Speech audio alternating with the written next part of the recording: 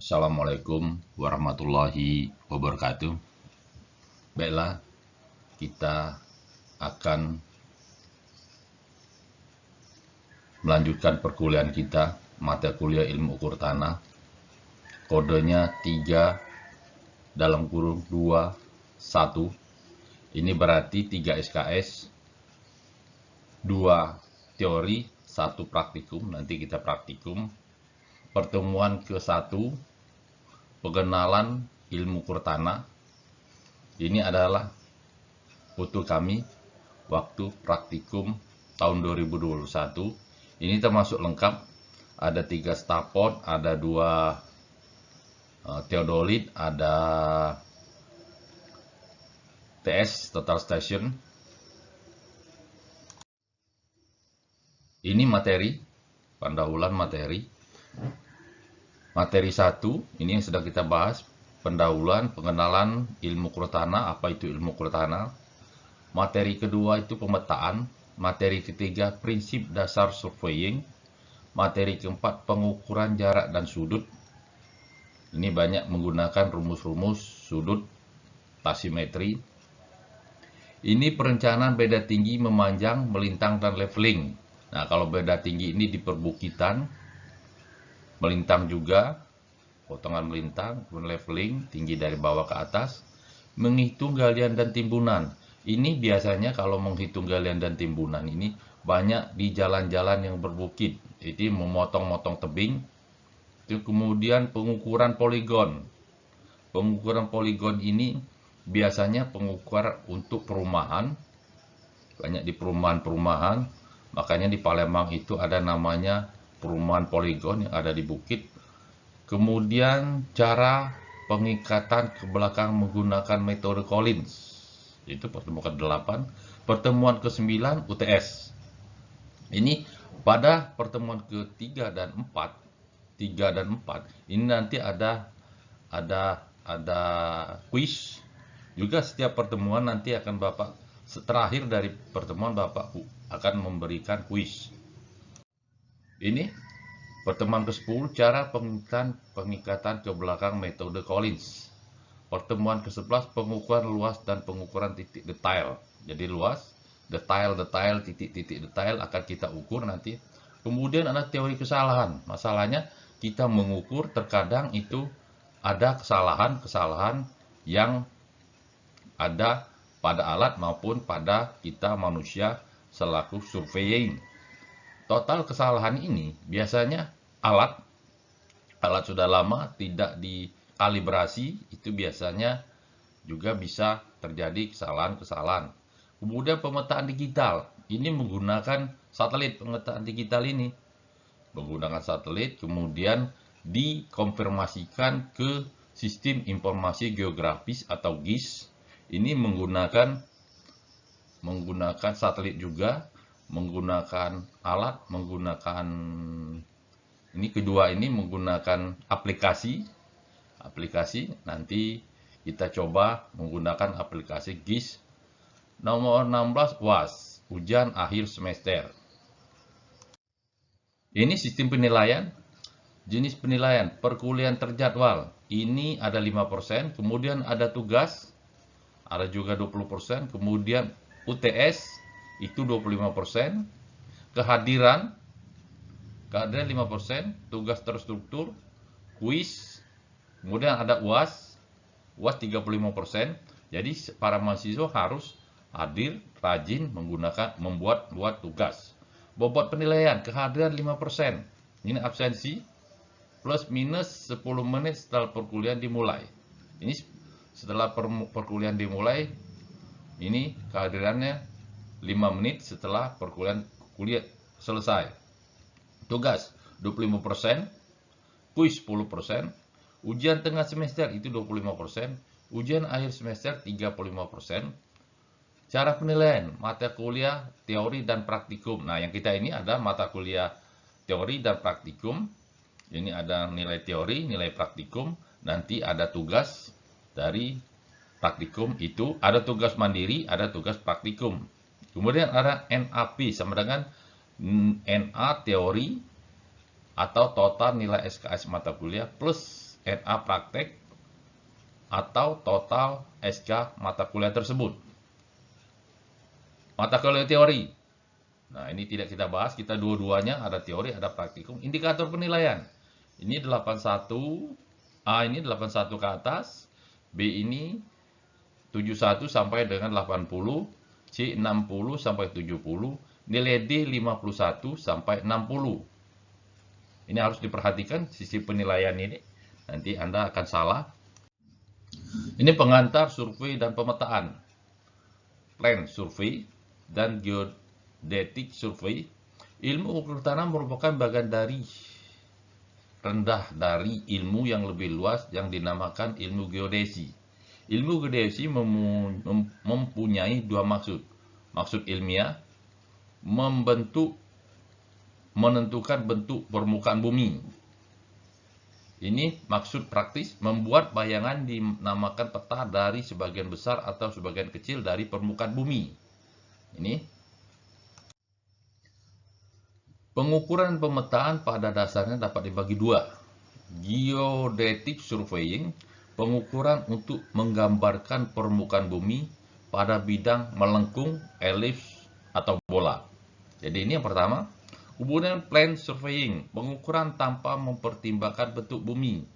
Dianggap sebagai bidang datar, horizontal, biasa untuk wilayah tertentu, lebih besar, lebih kecil atau sama dengan 55 km. Kita ada jalan, ada gedung, yang ini plan surveying yang kita sering pakai.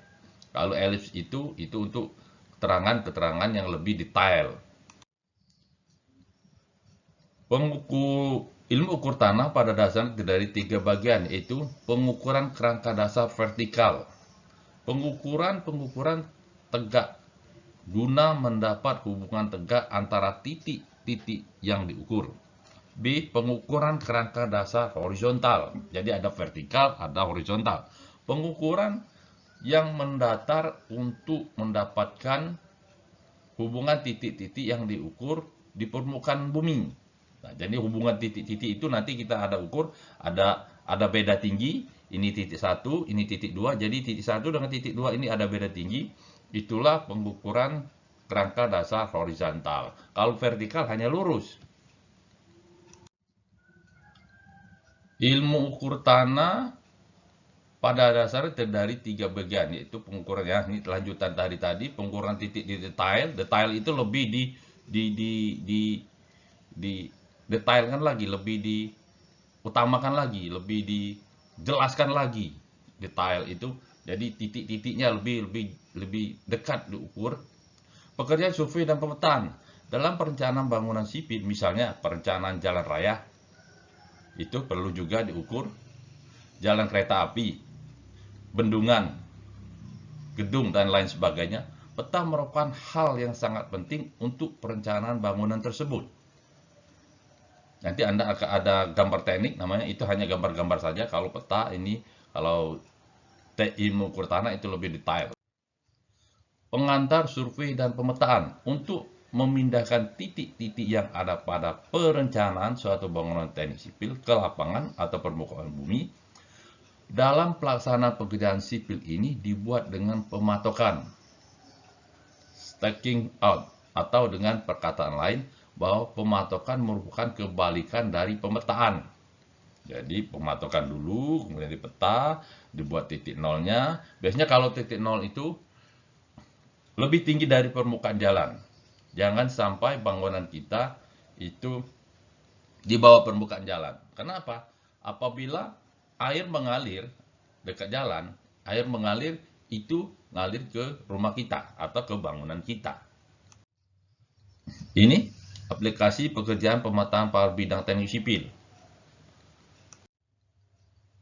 Alat yang digunakan, pengukuran panjang digunakan satuan panjang metrik, yaitu meter, kilometer, sentimeter, dan milimeter. Yang sering ini meter.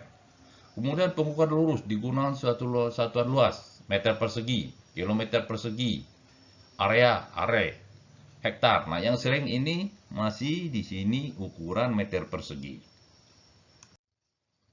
Cara pengukuran sudut. Nah, ukuran yang digunakan ini, ukuran sudut.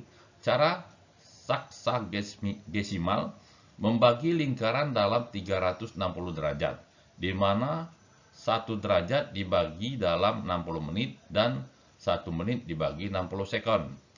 Cara sentisimal membagi lingkaran dalam 400 bagian, di mana 1 kuadrat memiliki 100 grid. 1 grid terbagi dalam 100 centigrade dan 1 centigrade terbagi dalam 100 centigrade. Pengukuran sudut. Cara radial membagi lingkaran menjadi 2 kali.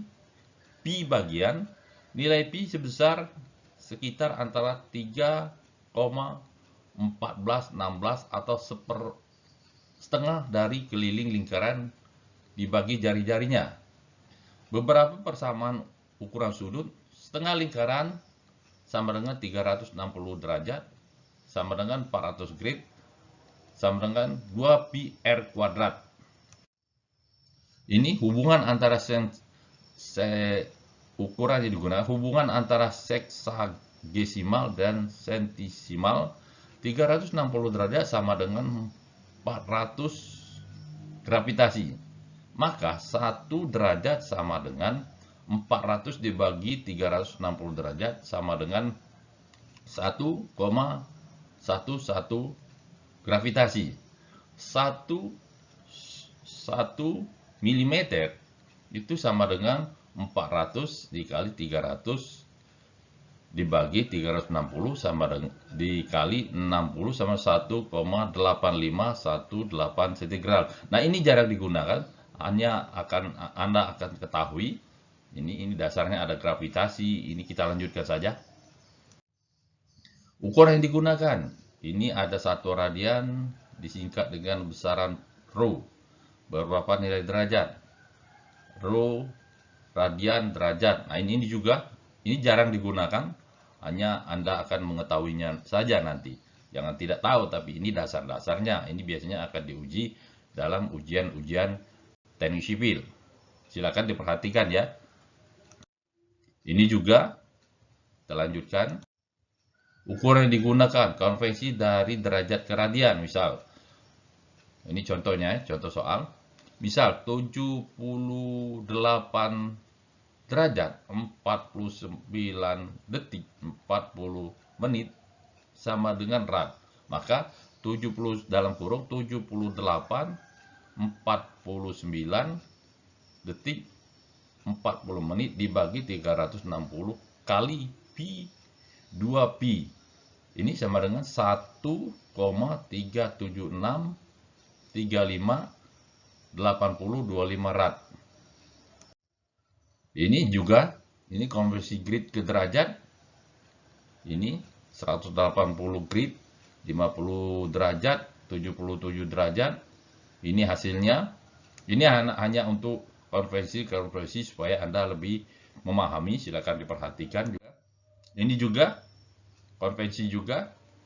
Kita lanjutkan. Ini skala.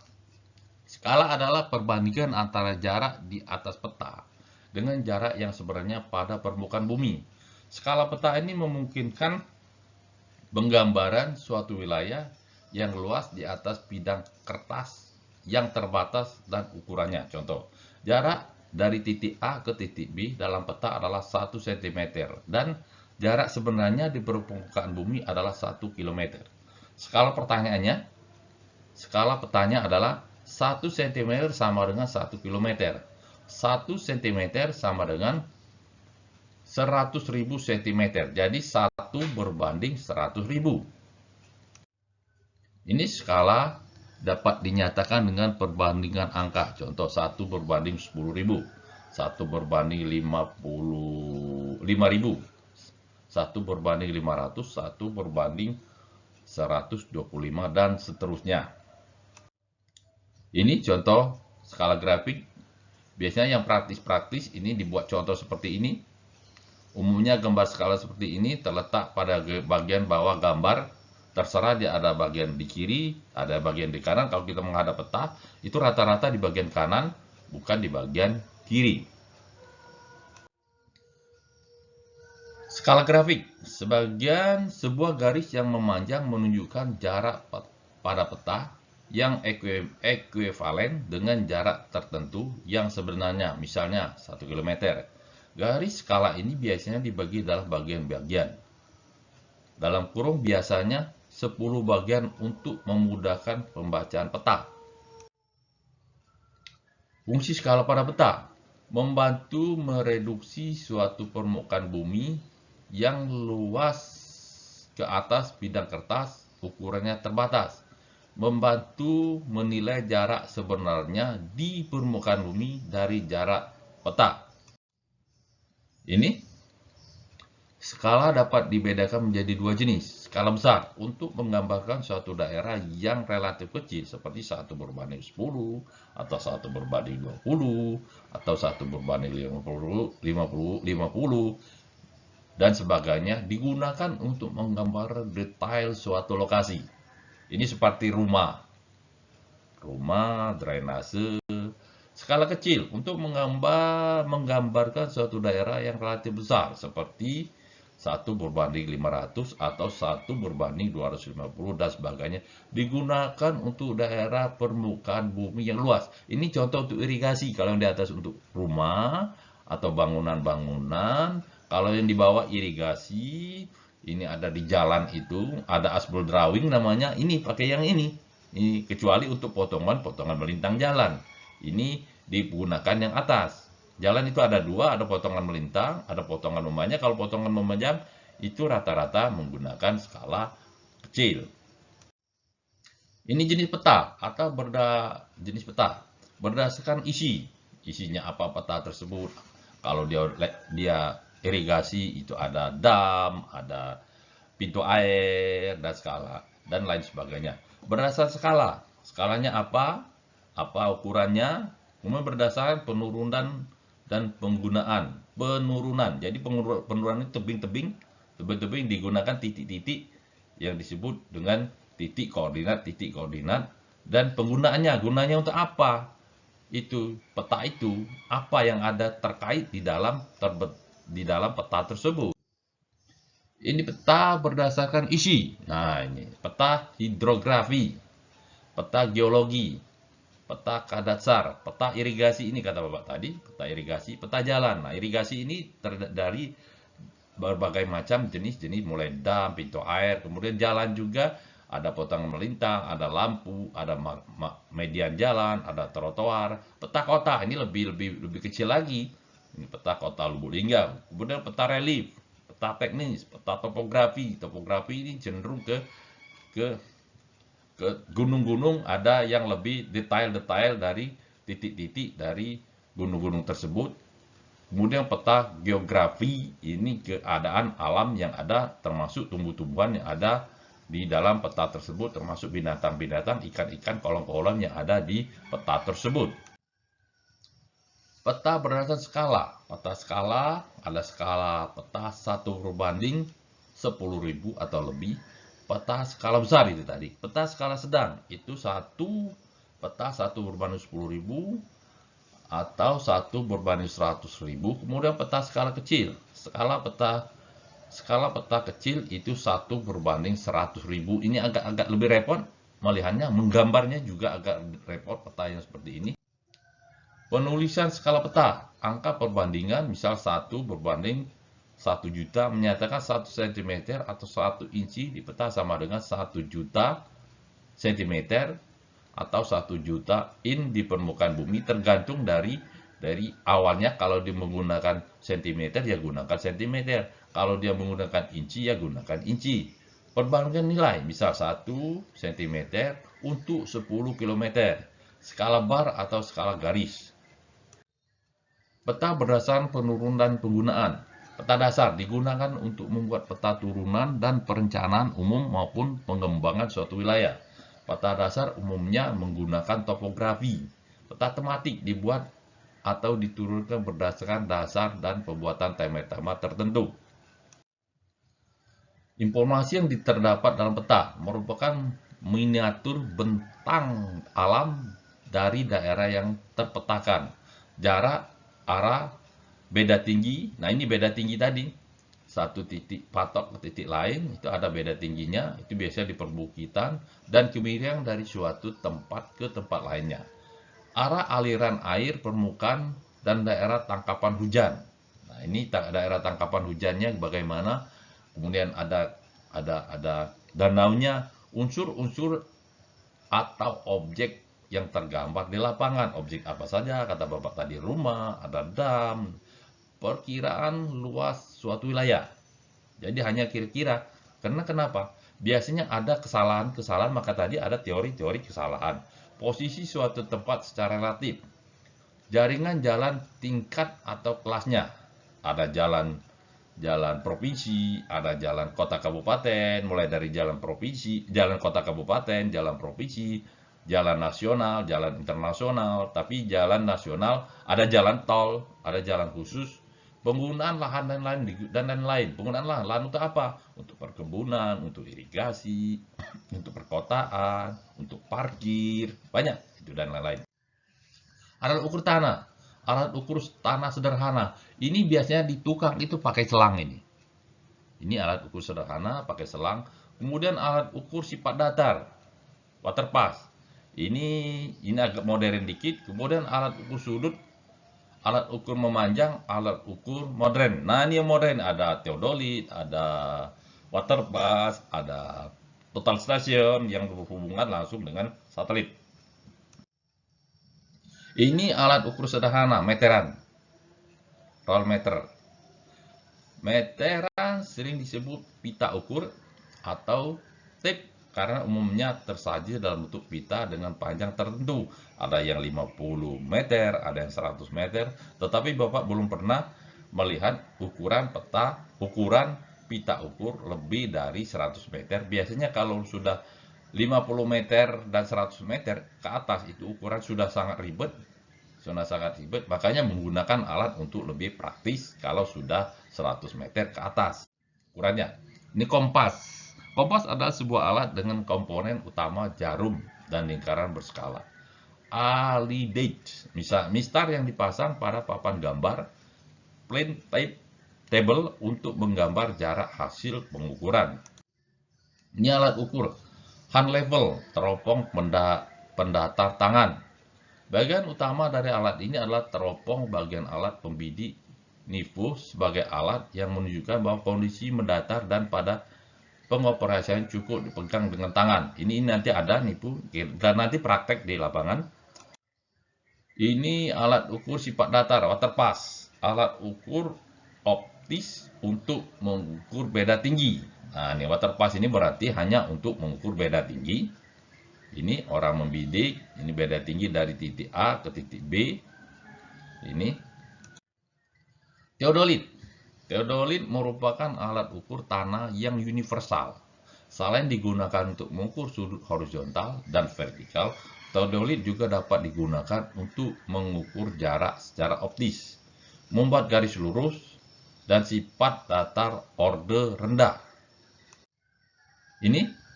Ini horizontal, contoh gambar di bawahnya ini, titik BM, titik sin A, kemudian titik vertikal, ini vertikal, horizontal ini cenderung ke atas, titik vertikal itu cenderung ke lurus. Ini alat ukur tripod, statif, dan kaki tiga. Nah, ini. Kegunaan tripod adalah untuk menunjang theodolit. Jadi kaki tiga begini, itu menunjang theodolit gunanya. Jadi meletakkan theodolit di atas tripod, mempunyai kaki tiga, diubah-ubah panjang tinggi dari tripod tersebut. Level rod, yalon, rambu ukur. Nah, nanti kita akan lihat apa itu leveling rod, apa itu yalon, apa itu rambu ukur. Dia sama saja tiga. Biasanya kita menggunakan dinamakan rambu ukur. Nah, ini tripod. Di bawahnya ada gambar tripod. Ya, ini tripod. Kemudian rambu ukur. Ini rambu ukur. Dia biasanya per 5 cm. Ada yang per sentimeter. Yang rata-rata yang di sebelah kiri, 1-2 kiri ini yang disebut rambu ukur. Materi tugas. Nah, Ini tugasnya dari 1 sampai 14, silakan diperhatikan. Nanti ini tugas ini dibuat, ini tugas mandiri, silakan pilih dari 1 sampai 14, dibuat PowerPoint, dipresentasikan ke depan, itu tugas mandiri. Ini nanti keterangannya ada. Nah, ini sistem pelaporan tugas. Kalau yang tadi mandiri Bapak jelas silakan pilih dari 1 sampai 14. Ini ada tugas pelaporan tugas.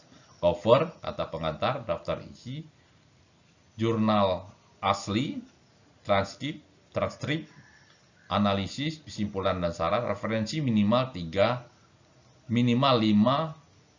buku atau jurnal, dijilid, PowerPoint, dipresentasikan ke depan. Ini untuk mulai minggu depan, silakan siapa yang akan mempresentasikan dari tugas tersebut dari 14 tadi, silakan pilih. Tidak boleh sama, nanti Bapak seleksi. Kemudian buat videonya, video seperti yang Bapak buat sekarang.